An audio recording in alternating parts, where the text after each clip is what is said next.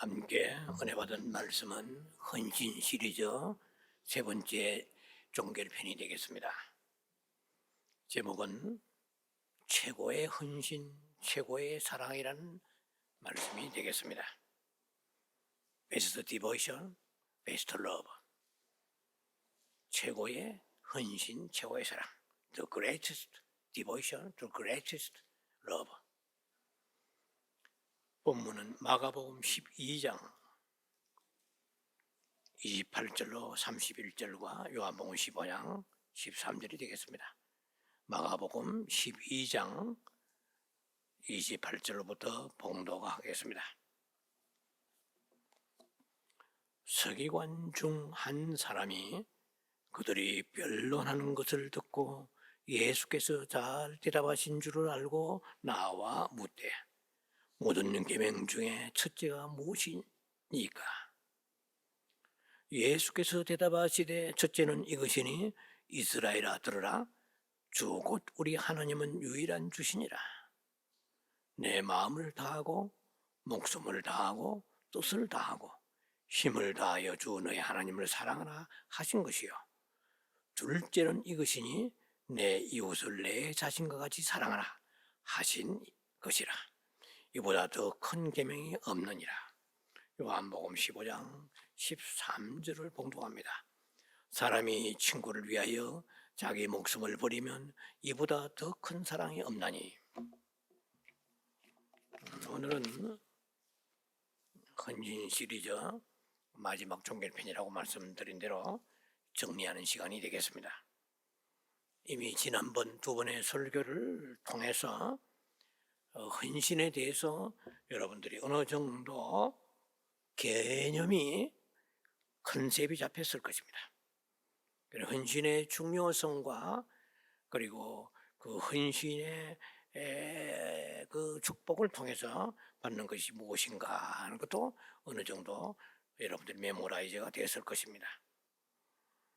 오늘은 최종회로서 헌신과 사랑의 관계에 대해서 주제를 가지고 말씀을 나누기를 원합니다. 그리고 진정한 그 헌신의 그 은혜와 축복이 무엇인가를 마지막 결론에 여러분과 함께 말씀을 선포할 것입니다. 첫 번째 단락에 들어가겠습니다. 최고의 사랑 없이 최고의 헌신은 불가능하다라는 첫째 단락의 제목이 되겠습니다. 성경 전체에서 말씀이 다 중요하지만 두 가지만 뽑으라고 한다면 믿음과 사랑입니다. 히브리서 11장 6절에 믿음이 없이는 하나님을 기쁘시게 할 수 없다 그랬거든요. 그리고 고린도전서 13장 33절에 믿음, 소망, 사랑 이 세 가지는 항상 있을 것인즉 그 중에 제일은 사랑이라 그랬습니다. 하나님은 첫째로 사람에게 요구하시는 것이 믿음입니다.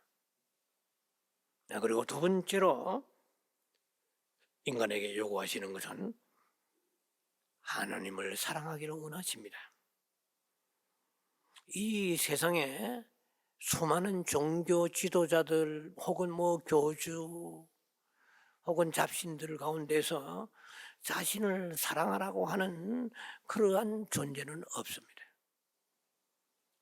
스카모니, 마호메트, 조로아스터, 기타 많은 교주들이나 그런 잡신들이 있다 할지라도 우리의 기독교 외에는 사랑을 요구하는 데가 없습니다. 하나님은 오직 사람이 하나님을 믿을 뿐만 아니라 사랑하기를 원하십니다. 왜냐하면 하나님은 사랑이시기 때문입니다. 요한일서 4장 8절에 하나님을 사랑하지 아니하면 하나님을 알지 못한다고 말씀하십니다. 마태복음 22장 37절 이하에도 동일한 말씀이 나와 있습니다. 마음을 다하고 목숨을 다하고 성품을 다하여 주 너희 하나님을 사랑하라 말씀하십니다.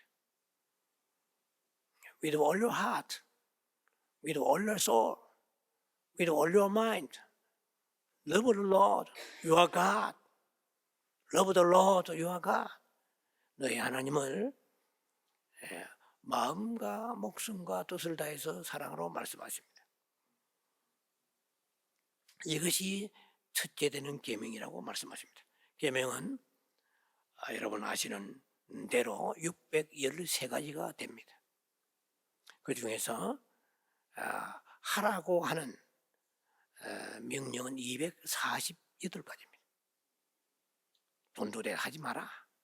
그 많은 말씀은 365가지 됩니다.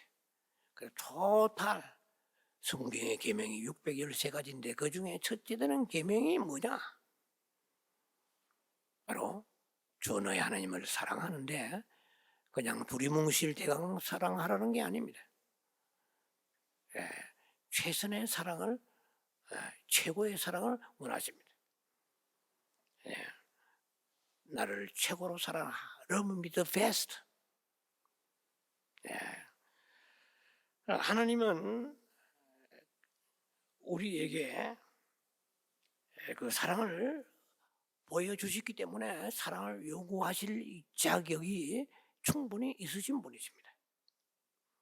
목숨까지도 우리를 위해서 십자가에다 내어주신 분임을 모르는 사람이 없을 것입니다. 요한복음 15장 13절에 사람이 친구를 위하여 자기 목숨을 버리면 이보다 더 큰 사랑이 없느니라 그랬어요. 이때 친구는 제자들이며 또 우리도 될 수 있습니다. 이것이 가장 위대한 사랑이라고 말씀하십니다. 이보다 더 큰 사랑이 없나니 greatest love has no one than this. 친구를 위하여 목숨을 버리는 그 사랑을 주님께서는 우리에게 직접 보여주셨습니다. 실천하셨습니다. 고린도전서 16장 22절에는 사도 바울은 말합니다. 만일 너희가 하나님을 사랑하지 않으면 be cursed, 저주를 받을지어다 그랬어요. 무서운 말이잖아요. 하나님은 질투하시는 하나님이십니다. 다른 모든 것을 다 내려놓고 하나님을 첫째로 사랑하라고 말씀하시는데요. 요한복음 21장의 15절에 보면은 부활하신 예수님이 디베라 바닷가에서 제자 베드로에게 말씀하십니다. 네가 이 모든 사람들보다 나를 더 사랑하느냐 그랬어요. Do you love me more than these?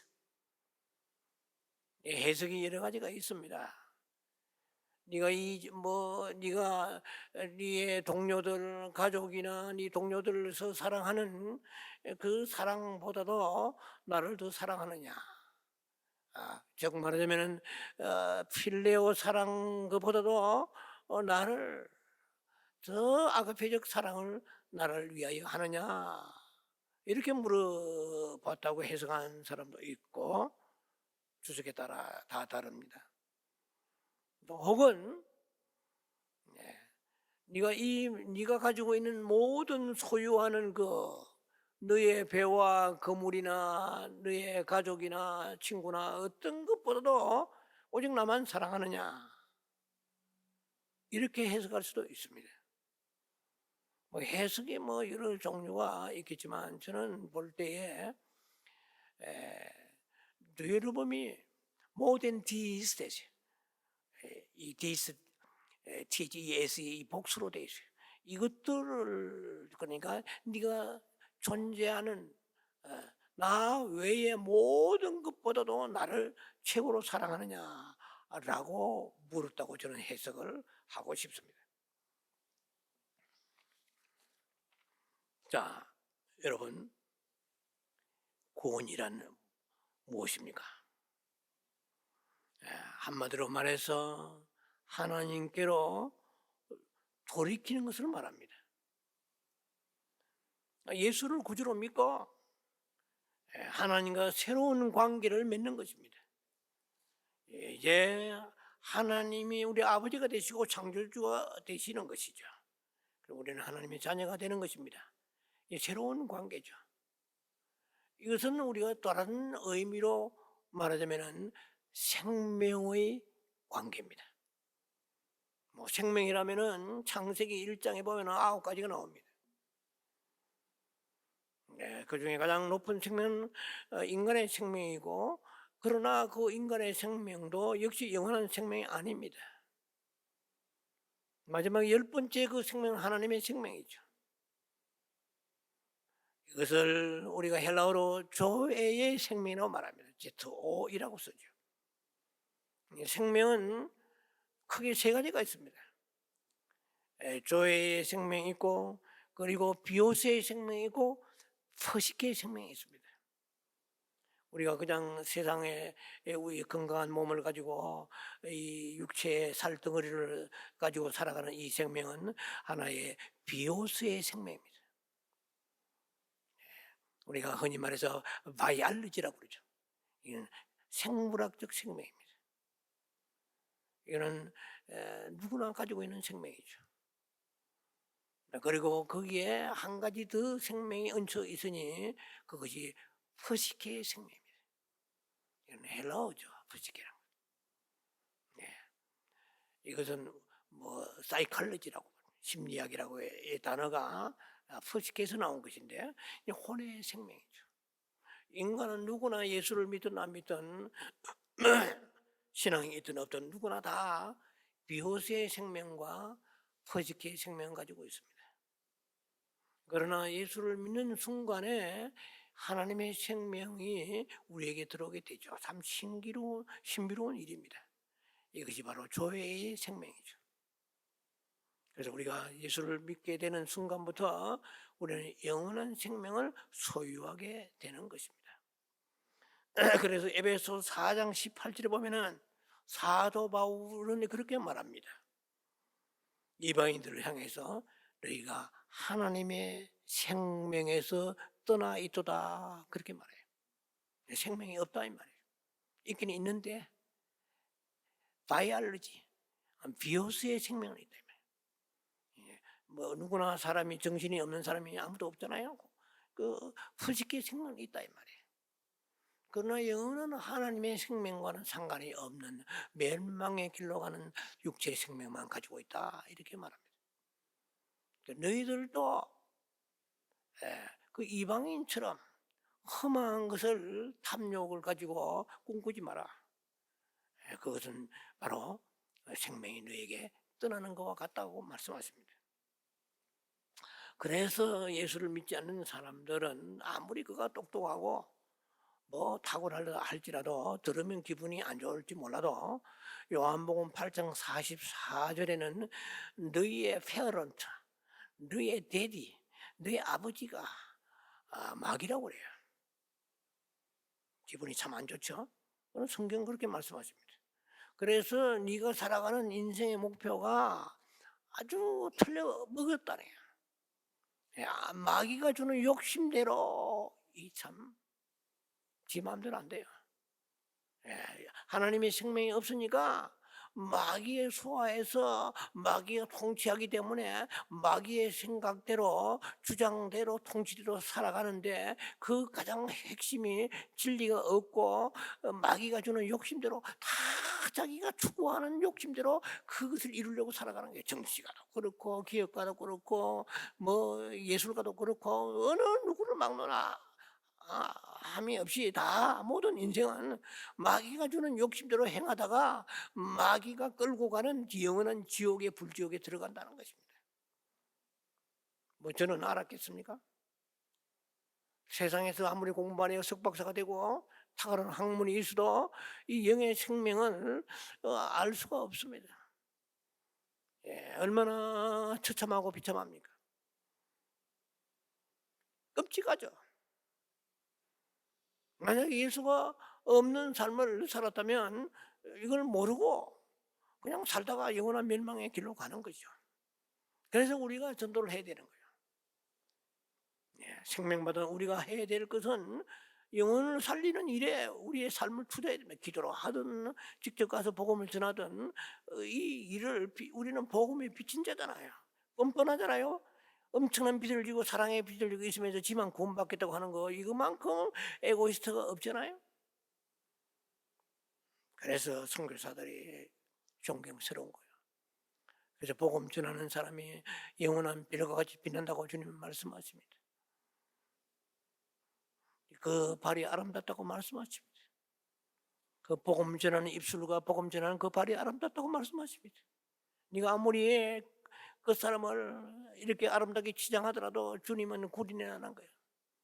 그 속의 영혼에 주님을 사랑하는 마음을 가지고 있고 그 복음의 은혜 받은 은혜를 다른 사람에게 전하고자 하는 그 마음이 주님 보실 때 가장 아름다운 마음이고 그 발이 아름답다고 말씀하십니다. 어떻게 우리가 하나님의 생명과 연결될 수 있습니까? 너무나 심플합니다. 믿는 것입니다. 예수를 구세주로 믿는 것입니다. 그리고 그 이제 예수를 구세주로 믿는 우리들에게 믿음은 믿을수록 믿음이 더욱 증가되는 것입니다. 하나님과 더 깊이 연합됩니다. 그리고 하나님과의 그 똑같은 믿음이 아니에요. 믿음도 여러 종류잖아요. 그 믿음이 더욱더 견고해져야 됩니다. 그래서 하나님의 존재를 더 깊이 깨닫는 거예요. 그리고 임재하심과 동행을 느끼게 되는 것입니다. 하나님과 사람의 관계는 첫째로 뭐니 해도 믿음의 관계예요. 그리고 보다 더 중요한 것이 이제는 구원받은 사람에게 있어서 가장 급선무가 사랑의 관계입니다. 그래서 하나님은 우리에게 사랑을 요구하십니다. 사람이 성령을 받고 뭐 강하게 받았든 아니면 미미하게 받았든 간에 성령을 받은 사람은 특징이 다 주님에 대한 사랑을 느낍니다. 주님이 사랑스럽고 또 뿐만 아니라 주님을 사랑해야 되겠다는 마음을 가지게 됩니다. 부처를 숭배하고 마음에서 뭐 숭배하는 사람들이 뭐 부처를 사랑하고 마음에서 사랑하게 한다는 그런 마음은 없습니다. 그러나 한 번도 그런 것을 생각해 본 적도 없을 거예요. 예수를 믿는 사람에게 주님을 사랑하느냐고 물으면 이상하게 생각하는 사람 아무도 없어요. 참 신기하잖아요. 누가 강요하고 가르치지 않아도 주님의 그 사랑을 입었기 때문에 우리 영혼이 그래서 주님을 사랑해야 된다는 마음을 누구나 가지고 있습니다. 그래서 주님의 사랑에 나름대로 보답을 해야 되겠다는 생각을 가지고 있죠. 자, 결론적으로 말해서 정도의 차이는 있을지 모르지만 모든 그리스도인은 다 나름 주님을 사랑하기를 원합니다. 이것이 헌신의 디보이션, 헌신의 모티베이션입니다. 동기입니다. 이 모든 이 세상에 종교들이 많잖아요. 다른 이방신들은 무엇을 헌신을 그 악한 영들 다른 신들이 그들이 요구하는 동기는 그 두려움을 주는 거예요. 저주와 공포, 두려움을 주는 거예요. 그리고 잘 섬기면 복을 받는다. 기복적인 거예요. 공포와 두려움과 기복 두 가지입니다. 크게는 헌신의 동기가 말이에요. 뭐 다른 종교에서도 얼마나 강하게 헌신을 요구하는지 모릅니다. 그리고 그 동기가 우리하고는 전혀 다르요. 우리는 자원하에서 주님을 섬기면서 우리 생애를 드리게 되는 것이죠. 그래서 우리의 삶 자체를 다 주님께 바치면서 살아가는 사람들이 얼마나 많은지 몰라요. 그래서 결국은 이 헌신의 동기가 이방 종교는 두려움과 기복이지만 우리는 그 하나님의 사랑으로부터 출발합니다. 그래서 사랑이 없이는 헌신이 안 돼요. 왜 제가 두 번째 설교를 했습니다. 그 봉사와 헌신의 차이를 말씀드렸습니다. 봉사는 일시적으로 할 수 있어요. 그러나 헌신이 잘 안 되는 것은 왜 안 되느냐 하면 주님에 대한 사랑이 없으니까 안 되는 거예요. 여러분 가족을 사랑하잖아요. 사랑하면은 아까운 게 없어요. 이게 헌신이잖아요. 헌신이란 그 자체가 바친다는 뜻이거든요. 몸을 바친다는 말이에요. 가족을 위해서 바치다가 죽는 가장들이 얼마나 많아요. 가족을 위해서 쇠빠지게 일하다가 병들고 죽은 사람 얼마나 많아요. 가족을 위해서 그 어머니 아버지는 새끼들을 자녀들을 위해서 헌신하잖아요. 몸을 바치는 거예요. 왜냐? 사랑하기 때문에 그런 거예요. 근데 그런 거는 할 줄 알면서 내 영원한 멸망 지옥 갈 우리를 십자가에서 구원하신 그 주님 위에 헌신하라면은 좀 생각이 뜸해지는 거예요. 이 이상 모순된 삶을 사는 게 없는 거야. 이방인들이야 뭐 그렇다 하더라도 우리들의 갈 길은 헌신을 그 사주님에 대한 사랑을 떠나버리고 빗나가 버리면 화살을 빗나가는 거와 마찬가지입니다. 타겟을 빗나가는 화살과 같다 이 말입니다. 그래서 사랑이 없으면 헌신이 안 돼요. 그 헌신이 안 되면 회개해야 돼요. 왜냐하면 우리는요 두 가지를 동시에 사랑할 수 없게 되어 있어요. 인간은. 하나님을 사랑하든지 세상을 사랑하든지 하나님을 사랑하든지 가족을 사랑하든지 그 둘 중에 주님은 동일하게 사랑하라고 말씀하지 않습니다. 마태복음 6장에 이미 다 나와 있는 얘기 24절 나와 있죠. 하나가 중하면 갱하다고 그랬어요. 인간은 뭐든지 한 가지를 사랑하게 되어 있습니다. 가족을 너무 사랑하면 하나님을 사랑은 뒷전이에요. 세상을 사랑하면 하나님의 사랑은 뒷전이게 되어 있습니다. 성경은 그렇게 말하지만 우리는 두 가지를 가지고 다 이렇게 하나님 앞에서 이런 그 모순된 삶을 살고 있는 거예요. 그래서 우리가 왜 헌신이 안 돼? 아무리 헌신을 강조해도 안 되는 이유는 내 마음에 하나님보다 더 강하게 붙들려 있는 비중을 가지고 있는 것을 내려놓지 않기 때문에 절대 안 돼요. 연목구호입니다. 저 나무가지에서 생선을 구하는 거야. 나무가지에 올라가 보세요. 무슨 생선이 있습니까? 안 되는 걸 되라고 하니까 미치는 거죠. 교회에 오니까 성도들이. 먼저 내 안에 있는 것을 내려놓아야 되는데 그것이 너무 중요한데 그 존재가 너무 나의 삶에서 가장 중심인데 어떻게 그러니까 설교를 뒤는 들어도 변화가 없는 거예요. 사랑해야 됩니다. 하나님의 사랑을 늘 깊이 묵상해야 돼요. 주님의 사랑을 깊이 묵상해야 돼요. 사랑하는 만큼 헌신이 나오는 거예요. 그래서 최고의 사랑 없이 최고의 헌신이 존재할 수 없는 거예요. 짜내봐야 세상밖에 안 나요. 그 하나의 형식밖에 나오지 않고 짜내봐야 헌신이 안 나오고 봉사는 나올지 몰라도 봉사도 수틀림에 시험 들면 그만둬버려요. 헌신의 동기는 사랑이라는 것을 꼭 기억하시 바랍니다.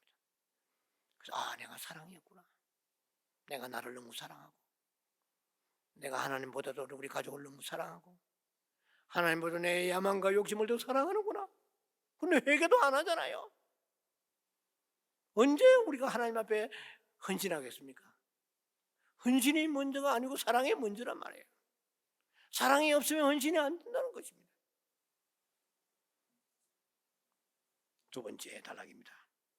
하나님은 우리를 기다리고 계십니다. 사람은 무조건 먼저 하나님과의 새로운 관계를 맺어서 이제 생명의 관계에 들어가야 될 뿐만 아니라 이미 말씀드린 것처럼 사랑해야 됩니다. 주님을 믿고 사랑할 때 그분의 은혜와 축복과 임재와 동행이 우리 위에 임하게 되는 것입니다. 그러므로 반드시 은혜와 축복과 임재와 동행이 있으려면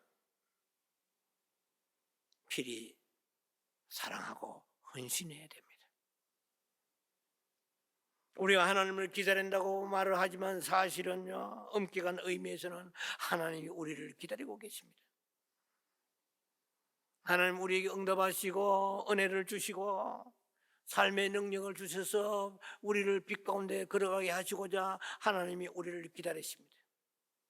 그래서 제가 좋아하는 말씀 중에 하나가 에스겔 33장 11절에 Turn from your evil way, 돌아서라 돌이키라 너의 죄악의 길에서 돌이켜서 내게로 오라.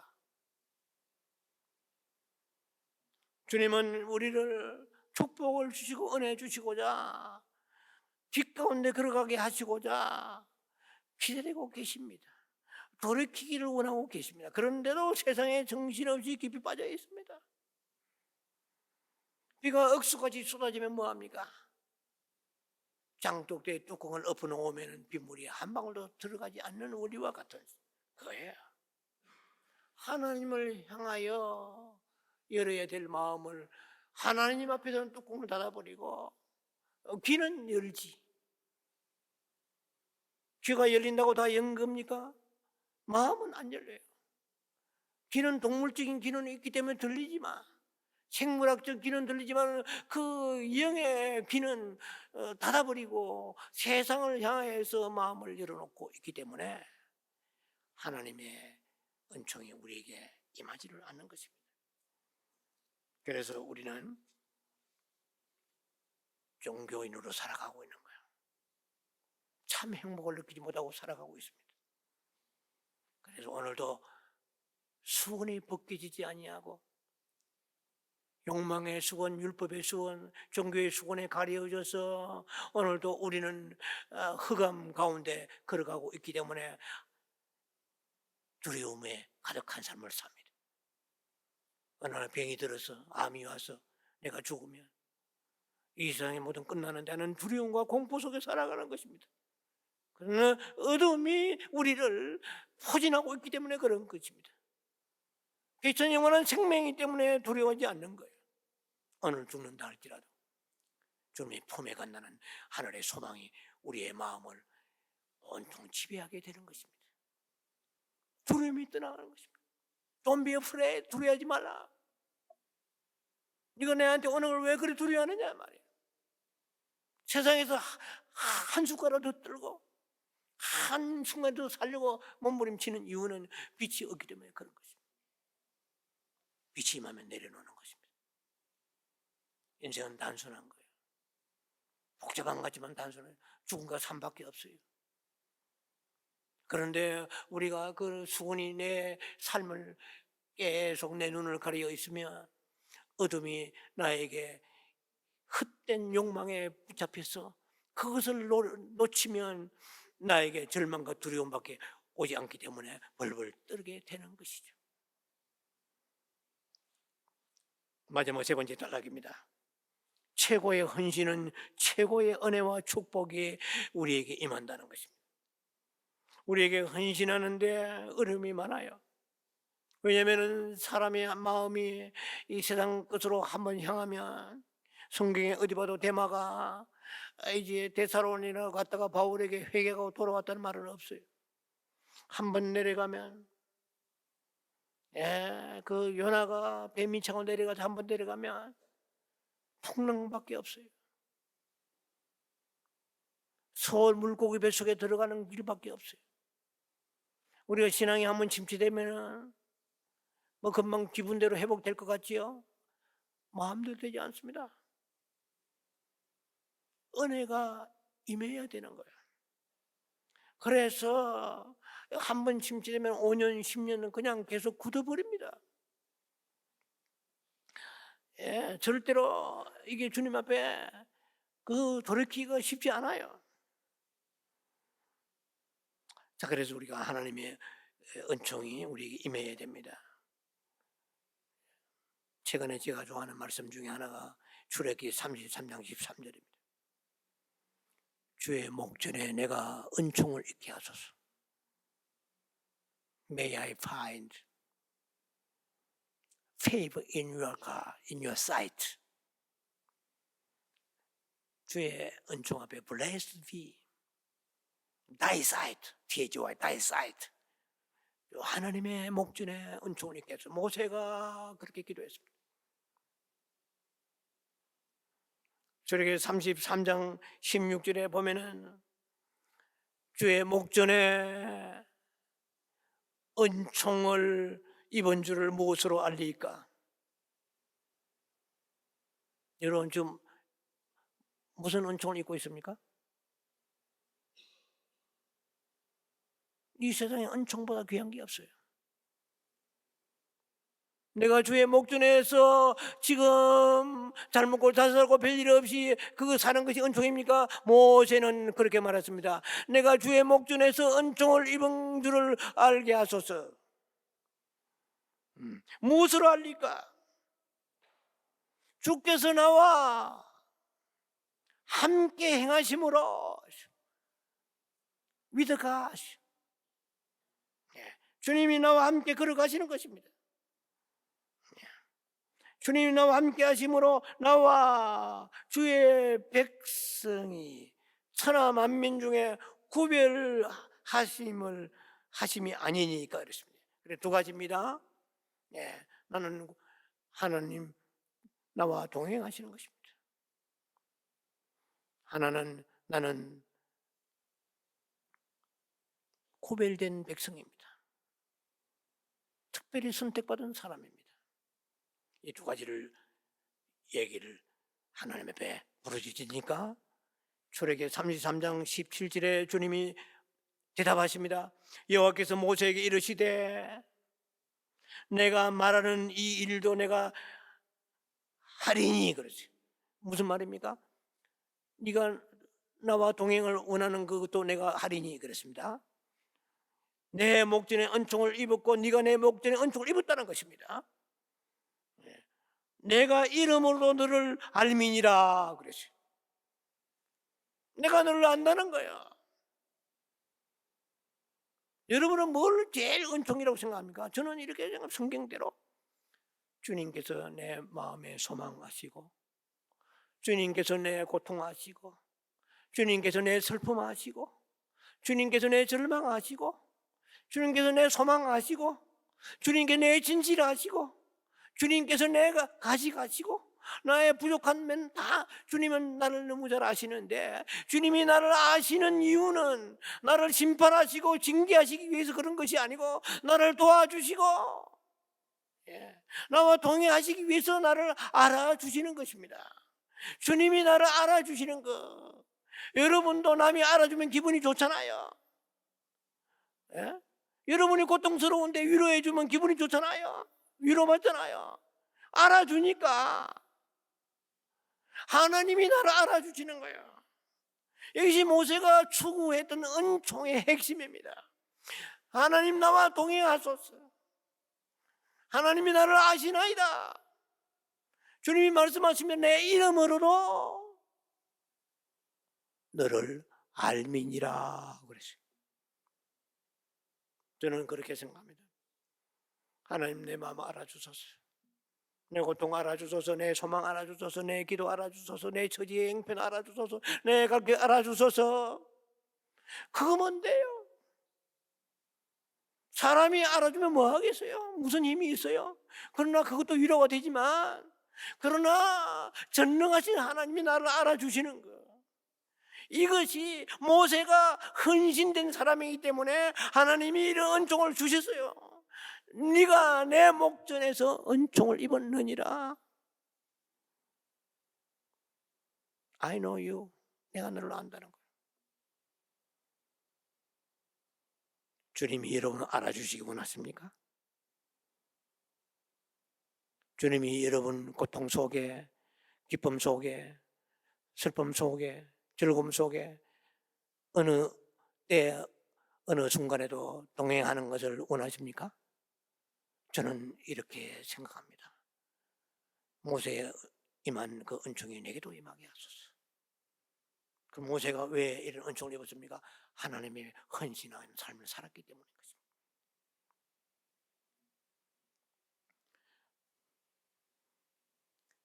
여러분, 무엇이 여러분에게 최고의 축복이라고 생각하십니까? 이제 결론입니다.